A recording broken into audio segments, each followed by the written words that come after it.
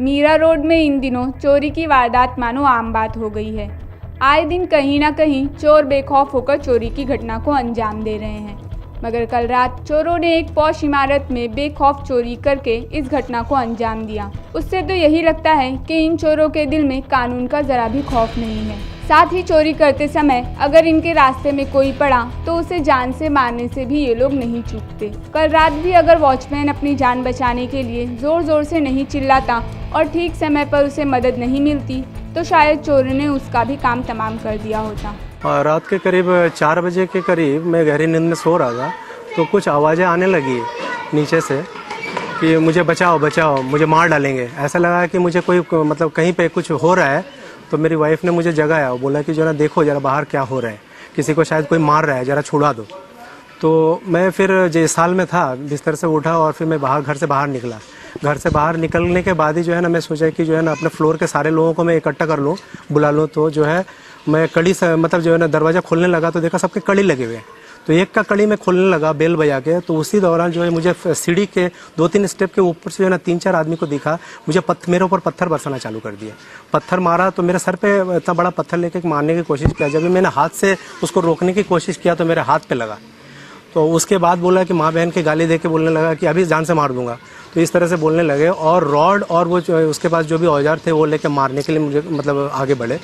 उस दौरान अगर मैं 1-2 सेकंड के अंदर घर के अंदर नहीं घुस पाता था तो शायद मेरे साथ भी कुछ बड़ा हादसा हो सकता था। चोरों ने जिस समय लवलीन कौर सनन के घर चोरी की घटना को अंजाम दिया उस समय लवलीन कौर सनन अपने किसी रिश्तेदार के बर्थडे पार्टी में शामिल होने अंधेरी गई हुई थी। घर बंद होने की वजह से चोरों ने उसके घर को निशाना बनाकर चोरी की घटना को अंजाम दिया और तकरीबन 5 लाख से ज्यादा की चोरी कर फरार हो गए। मैं घर पर नहीं थी, मेरी मासी का बर्थडे है आज, तो मैं अंधेरी गई हुई थी और मुझे 3:45-4 बजे अराउंड फ़ोन आया सेक्रेटरी का कि आपके घर पे चोरी हो चुकी है। और जब मैं घर आई तो मुझे पता चला कि जो मेरी बिल्डिंग के वॉचमैन है, काफ़ी सीनियर हैं वो, ये 60+, तो उनको काफ़ी चोट लगी है सर पे। और यही दीवार से कूद कर 5-6 जने का गैंग पूरा आया था और उन्होंने क्या किया, हर एक विंग में 2-2, 3-3 जने अपने जो गैंग के मेंबर्स हैं उनको भेजकर पूरी बिल्डिंग को बाहर से लॉक कर दिया जितने भी, ताकि कोई बाहर ना आ सके। और मेरे घर के बाहर ताला नहीं होता है, सिर्फ लॉक होता है।